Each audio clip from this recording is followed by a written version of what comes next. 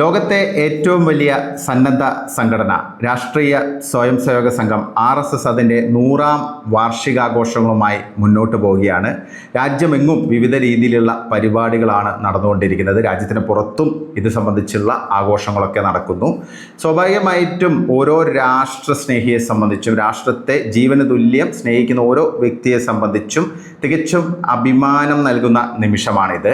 അതുമാത്രമല്ല, RSSൻ്റെ ഒരു കോൺട്രിബ്യൂഷൻ കഴിഞ്ഞ 100 വർഷത്തിനിടെ രാജ്യത്തിന് വേണ്ടി നൽകിയ ഒരു സംഭാവനകൾ അത് നിസ്തുലമാണ്. രാഷ്ട്ര നിർമ്മാണത്തിലാണെങ്കിലും സാമൂഹ്യ സേവന രംഗത്താണെങ്കിലും വ്യക്തി നിർമ്മാണത്തിലാണെങ്കിലും സമാജത്തിൻ്റെ കെട്ടുറപ്പ് ഉണ്ടാക്കാനുമെല്ലാം RSS വഹിച്ച പങ്ക് വളരെ വലുതാണ്. അപ്പോൾ ഈ ഒരു അവസരത്തിൽ RSSൻ്റെ ഒരു കോൺട്രിബ്യൂഷൻ, വളരെ പ്രധാനപ്പെട്ട ഒരു കോൺട്രിബ്യൂഷൻ, അത് നമുക്കൊന്ന് ഓർത്തെടുക്കേണ്ടതുണ്ട്. അധികം മുമ്പല്ല, 2013-14 കാലയളവിൽ രാജ്യത്തിൻ്റെ ഭാഗധേയം നിർണയിച്ച ഒരു മഹാദൗത്യത്തിൽ RSS ഏർപ്പെട്ടിരുന്നു. കാരണം 10 വർഷത്തെ കോൺഗ്രസിൻ്റെ മിസ് റൂൾ എന്നൊക്കെ പറയാൻ പറ്റുന്ന ദുർഭരണത്തിനെതിരെ ജനവികാരം ആഞ്ഞടിച്ചപ്പോൾ അത് മനസ്സിലാക്കി കർമ്മരംഗത്തിറങ്ങി പ്രധാനമന്ത്രി നരേന്ദ്രമോദിയെ അധികാരത്തിലേക്ക് കൊണ്ടുവരാൻ RSS നടത്തിയ ഒരു റോൾ അല്ലെങ്കിൽ ആ ഒരു മിഷൻ അത് വളരെ വലുതായിരുന്നു. കാരണം 1977 തെരഞ്ഞെടുപ്പ്, പൊതു തെരഞ്ഞെടുപ്പ്, അടിയന്തരാവസ്ഥയ്ക്ക് ശേഷം നടന്ന തെരഞ്ഞെടുപ്പിലാണ് RSS അതിനു മുമ്പ് ഏറ്റവും സജീവ അർത്ഥത്തിൽ തെരഞ്ഞെടുപ്പിൽ പങ്കാളികളായത്, തെരഞ്ഞെടുപ്പ് പ്രവർത്തനങ്ങളിൽ പങ്കാളികളായത്. കാരണം അതിനു മുമ്പും ഒക്കെ RSSൻ്റെ ഭാഗത്തുനിന്ന് ഇൻവോൾവ്മെൻറ്റ്സ് ഉണ്ടായിരുന്നു. പക്ഷേ പൂർണ്ണ അർത്ഥത്തിൽ ഹോൾ ഹാർട്ടഡ്ലി എന്നൊക്കെ പറയുന്ന രീതിയിൽ RSSൻ്റെ സ്വയം സേവകർ അല്ലെങ്കിൽ പ്രവർത്തകർ ഇറങ്ങിയ ഒരു തെരഞ്ഞെടുപ്പ് 2014 പൊതു തെരഞ്ഞെടുപ്പ് തന്നെയായിരുന്നു. അത് വല്ലാത്തൊരു സാഹചര്യത്തിലൂടെ ആയിരുന്നു രാഷ്ട്രം ആ സമയത്ത് പോയിരുന്നത്.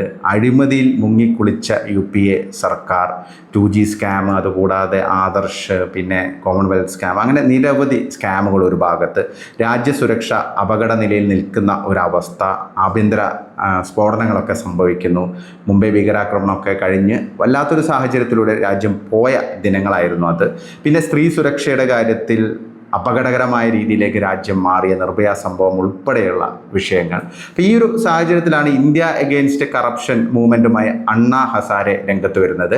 ആ ഒരു മൂവ്മെൻറ്റിന് അല്ലെങ്കിൽ ആ ഒരു മുന്നേറ്റത്തിന് നിർണായക പിന്തുണ നൽകിയ സംഘടനയാണ് RSS പ്രവർത്തകരുടെ ഒരു പൂർണ്ണ അർത്ഥത്തിലുള്ള പങ്കാളിത്തമായിരുന്നു ആ ഒരു മൂവ്മെൻറ്റിനെ ഇത്രയും വലിയ വിജയമാക്കി മാറ്റിയത്. അഴിമതിക്ക് വിരുദ്ധമായുള്ള ഒരു അന്തരീക്ഷം, അഴിമതി രഹിത പ്രവർത്തനങ്ങൾ വളരെ സജീവമായിട്ട് നിൽക്കുന്ന ഒരു കാലഘട്ടമായി അത് മാറി എന്നുള്ളതാണ്. അതിൻ്റെ ഒരു റിസൾട്ടായിരുന്നു പിന്നെ 2014 BJPയുടെ ചരിത്ര വിജയം.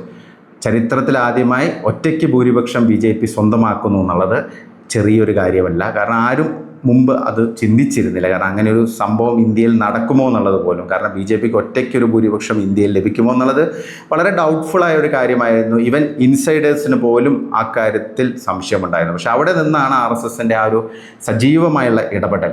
ഓരോ മേഖലയിലും, രാഷ്ട്രത്തിലെ ഓരോ മേഖലയിലും പോയി അവർ കൃത്യമായിട്ട് ഇടപെട്ട് ജനങ്ങളെ, വോട്ടർമാരെ കൺവിൻസ് ചെയ്യിപ്പിച്ചാണ് ആ ഒരു റിസൾട്ട് ഉണ്ടാക്കിയതെന്നുള്ളതാണ് ഒരു വസ്തുത.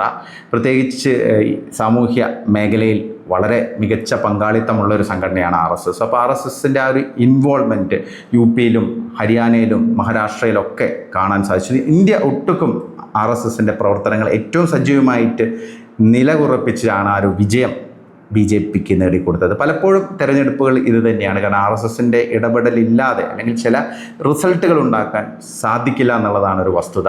പല തെരഞ്ഞെടുപ്പുകളിലും നമ്മൾ കണ്ടതാണ്. ഇപ്പോൾ സമീപകാലത്ത് മഹാരാഷ്ട്രയിലും അതുകൂടാതെ ഹരിയാനയിലൊക്കെ BJP നേടിയ വിജയങ്ങൾ അത് ശരിക്കും RSSൻ്റെ ചിട്ടയായ പ്രവർത്തനത്തിൻ്റെ ഒരു റിസൾട്ടായിരുന്നു. ജനങ്ങൾക്കിടയിൽ ഇത്രയും സ്വാധീനമുള്ള മറ്റൊരു സംഘടന വേറെയില്ല. അപ്പോൾ സ്വാഭാവികമായിട്ട് അവർക്കിടയിലേക്ക് ഇറങ്ങിച്ചെല്ലുന്നു, പ്രശ്നങ്ങളെക്കുറിച്ച് സംസാരിക്കുന്നു, സാഹചര്യങ്ങളെക്കുറിച്ച് സംസാരിക്കുന്നു, അവർ ഉന്നയിക്കുന്ന പ്രശ്നങ്ങൾ അതിനെങ്ങനെ അഭിമുഖീകരിക്കാൻ പറ്റും എന്ന് നോക്കുന്നു. അങ്ങനെ ഒരു ഗീവ് ആൻഡ് ടേക്ക് ലൈനിലാണ് RSSൻ്റെ പ്രവർത്തനങ്ങൾ. അപ്പോൾ അതിൻ്റെ റിസൾട്ടായിരുന്നു 2014 നമ്മൾ കണ്ടത്. പ്രത്യേകിച്ച് ഉത്തർപ്രദേശിലെ BJPയുടെ തിളക്കമാർന്ന വിജയം അത് തന്നെയായിരുന്നു ഏറ്റവും സവിശേഷമായ ഒരു കാര്യം. അന്ന് BJPയിൽ നിതിൻ ഗഡ്കരിയും രാജ്നാഥ് സിംഗും ഉൾപ്പെടെയുള്ള ഒരുപാട് നേതാക്കളുണ്ടായിരുന്നു. പക്ഷേ ഗുജറാത്ത് മുഖ്യമന്ത്രി എന്നുള്ള നിലയിൽ നരേന്ദ്രമോദി ആവിഷ്കരിച്ച വികസന നയം, ഗുജറാത്ത് മാതൃക, അത് രാജ്യത്ത് വലിയ രീതിയിൽ ചർച്ച ചെയ്യപ്പെടുന്ന ഒരു കാലഘട്ടത്തിൽ കൂടിയാണ് നരേന്ദ്രമോദിയെ പ്രധാനമന്ത്രി പദത്തിലേക്ക് കൊണ്ടുവരുന്നത്.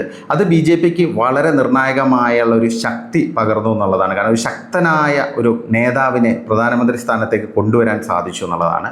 രാഷ്ട്രീയ സ്വയംസേവക സംഘത്തിൻ്റെ അന്നത്തെ സർസംഘചാലകായ, ഇന്നത്തെയും സർസംഘചാലകായ ഡോക്ടർ മോഹൻ ഭാഗവതിനും അതിലൊരു വലിയ പങ്കുണ്ട്. കാരണം പല അഭിപ്രായ വ്യത്യാസങ്ങളും ആ കാലത്ത് BJPയിൽ ഉണ്ടായിരുന്നു. പക്ഷേ അതിനെല്ലാം കറക്റ്റായിട്ട് തന്നെ മറികടന്ന് ഒരു സമവായം ഉണ്ടാക്കാൻ RSSന് സാധിച്ചു എന്നുള്ളതാണ്. UPA സർക്കാരിൻ്റെ അവസാന കാലഘട്ടം 2012 മുതൽ 2014 വരെയുള്ള ആ ഒരു പീരീഡിൽ RSSനെതിരെ ഒരുപാട് നടപടികൾ അല്ലെങ്കിൽ നീക്കങ്ങൾ സർക്കാരിൻ്റെ ഭാഗത്തു നിന്നുണ്ടായിരുന്നു. RSSനെ കോണർ ചെയ്യുന്ന രീതിയിൽ അല്ലെങ്കിൽ അപകീർത്തിപ്പെടുത്തുന്ന രീതിയിലുള്ള നീക്കങ്ങളായിരുന്നു. ഹിന്ദു ഭീകരത എന്നൊക്കെ പറഞ്ഞ് അല്ലെങ്കിൽ അങ്ങനെ ഒരു ഫേക്ക് നെറേറ്റീവ് കൊണ്ടുവന്ന് RSSനെയും ദേശീയ സംഘടനകളെയും ഇല്ലാതാക്കാനുള്ള ശ്രമം അല്ലെങ്കിൽ ജനങ്ങൾക്കിടയിൽ ഒരു കൺഫ്യൂഷൻ ഉണ്ടാക്കാനുള്ള ശ്രമം അന്ന് സോണിയാഗാന്ധിയുടെ നേതൃത്വത്തിലുള്ള സർക്കാർ ശ്രമിച്ചിരുന്നു. പക്ഷേ അതൊന്നും വിലപ്പോയില്ല എന്നുള്ളതാണ് ഒരു പ്രധാനപ്പെട്ട വസ്തുത. ആ ഒരു സാഹചര്യത്തിൽ തന്നെയാണ് RSS വളരെ സജീവമായിട്ട് തെരഞ്ഞെടുപ്പിൽ ഇറങ്ങിയത്. നരേന്ദ്രമോദിയെ അല്ലെങ്കിൽ BJPയെ വീണ്ടും അധികാരത്തിൽ എത്തിക്കുന്നതിൽ RSS വഹിച്ച ഒരു പങ്ക് അത് ആ ഒരു കാലഘട്ടത്തിൽ തന്നെയായിരുന്നു. എന്തായാലും ഇതൊക്കെ ഒരു കാവ്യനീതിയാണെന്ന് നമുക്ക് പറയേണ്ടി വരും. കാരണം ഓരോ സന്ദർഭങ്ങളിലും രാജ്യം ഇതുപോലെ ഒരു വലിയ വെല്ലുവിളി നേരിടുമ്പോൾ, നിലനിൽപ്പിനെ തന്നെ ബാധിക്കുന്ന രീതിയിലുള്ള ഒരു വെല്ലുവിളി നേരിടുമ്പോൾ RSSൻ്റെ ആ ഒരു രംഗപ്രവേശം വലിയൊരു റിസൾട്ടായിട്ട് മാറാറുണ്ട്. അത് അടിയന്തരാവസ്ഥയ്ക്ക് ശേഷം നമ്മൾ കണ്ടു. പല സന്ദർഭങ്ങളിൽ നമുക്ക് കാണാൻ സാധിച്ചു. അത് യുദ്ധ സന്ദർഭങ്ങളിൽ ഒരുപാട് തവണ നമ്മൾ കണ്ടിട്ടുണ്ട്. അപ്പോൾ അതുകൊണ്ട് ഈ ഒരു നീക്കം 2014 RSS നടത്തിയ ആ ഒരു നീക്കം അത് ഒരിക്കലും നമുക്ക് മറക്കാൻ പറ്റില്ല. കാരണം ഇന്ത്യയുടെ ഭാഗധേയം നിർണയിച്ച ഒരു നിർണായക ദൗത്യം തന്നെയായിരുന്നു RSS അന്ന് ഏറ്റെടുത്തത്. നരേന്ദ്രമോദി എന്ന് പറയുന്ന ഒരു യുഗപ്രഭാവൻ ഇന്ത്യയുടെ പ്രധാനമന്ത്രി ആയിരുന്നില്ലെങ്കിൽ എന്തായിരിക്കും ഇന്നത്തെ അവസ്ഥ? അത് നമ്മളൊന്ന് ആലോചിച്ച് നോക്കിയാൽ മതി.